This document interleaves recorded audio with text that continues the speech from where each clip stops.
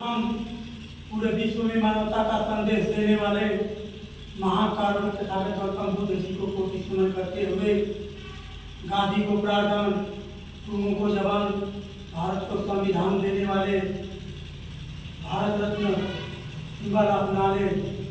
और पूज्य बोधिसत्व बाबा साहब doctor B are Ambedkar ji के चरणों में कोटि कोटि नमन करते हुए 21वीं सदी के महानायक हृदय सम्राट बहादुर राजा महाराजा कांशीराम साहब के चरणों में कोटि कोटि नमन करते हुए आज 26 नवंबर भारतीय संविधान दिवस के उपलक्ष्य में हम सब के बीच में उपस्थित प्रधान परमादरणीय बड़े भाई भोला कन्नौजिया जी तथा आप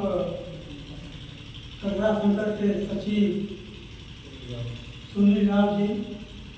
और हम सबके बीच आप सभी वरिष्ठ पदाधिकारीगण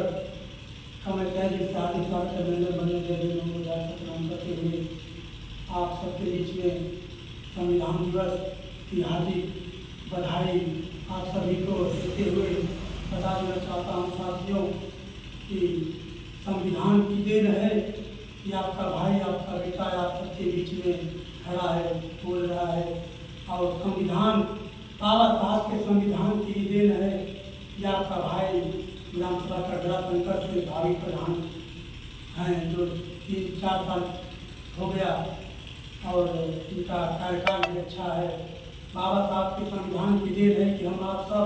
अपनी आवाज़ को बुलंद करते हैं, इसलिए बाबा साहब के विचारों पर प्रकाश डालते हुए बता देना चाहते हैं कि बाबा साहब को 32 डिग्रियाँ और 9 भाषाओं का ज्ञान था। बाबा साहब के बारे में कुछ बोलना, बाबा साहब के बारे में कुछ कहना जैसे सूर्य के आगे दीपक दिखाने के बराबर है। साथियों, बाबा साहब के बारे में मैं कुछ बोल नहीं सकता, इतनी चीज़ बता देना चाहता हूँ। बाबा साहब प्राइमरी पाठशाला ग्रहण कर रहे थे, इनका स्कूल में एडमिशन नहीं मिल रहा था, स्कूल में दाखिला नहीं मिल रहा था, उस समय चरम सीमा पर था छूत का भावना। लेकिन बाबा साहब को एक टीचर ने कहा कि अम्बेडकर अगर इस सवाल का जवाब दे दोगे तुम्हें इस स्कूल में दाखिला मिलेगा। उस समय बाबा साहब से कई सवाल पूछा गया था, अरे अम्बेडकर बता दो कि 9 में क्या जोड़ा जाएगा कि 6 होगा। तमाम बच्चे थे उस स्कूल में, किसी ने उस सवाल का जवाब नहीं दिया। बाबा साहब से बार बार प्रेरित किया गया कि बता दो, इसके बाद इस स्कूल में दाखिला हो जाएगा। बाबा साहब ने हंसते हुए कहा, मास्टर साहब और कोई सवाल होगा तो पूछ लीजिए, इसका जवाब मैं चंद मिनटों में दूंगा। और बाबा साहब ने कहा कि रोमन के अंकों में यश बढ़ा देंगे तो 6 हो जाएगा। और उस पर जो है पूरे तालियों के गड़गड़ाहट से पूरे स्कूल में ताली बजने लगे और बाबा साहब का दाखिला हुआ। विषम परिस्थितियों में बाबा साहब ने शिक्षा को ग्रहण करते हुए जिस समय छूत हम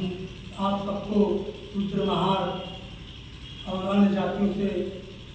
नवाजा जाता था, उस समय बाबा साहब कठिन परिस्थितियों का सामना करते हुए लोगों की बातों को तीर की तरह कहते थे और सहन करते करते बाबा साहब ने एक इंडिया से कोलंबिया विश्वविद्यालय तक का सफ़र किया और सफ़र करने के बाद सर्वप्रथम जिस तालाब में हम आप सबको पानी पीने का अधिकार नहीं था, उस तालाब में पानी पीने का अधिकार दिलाए और अधिकार दिलाते समय बाबा साहब हम सबके बीच नहीं हैं, उनकी अधिकार हम सबके बीच में है और उनका संविधान आज भी संविधान के बदौलत ही हम सब जिंदा हैं और अपने हक अधिकारों की लड़ाई लड़ते हैं। इन्हीं सब शब्दों के साथ हम अपनी बात में ध्यान देते हैं।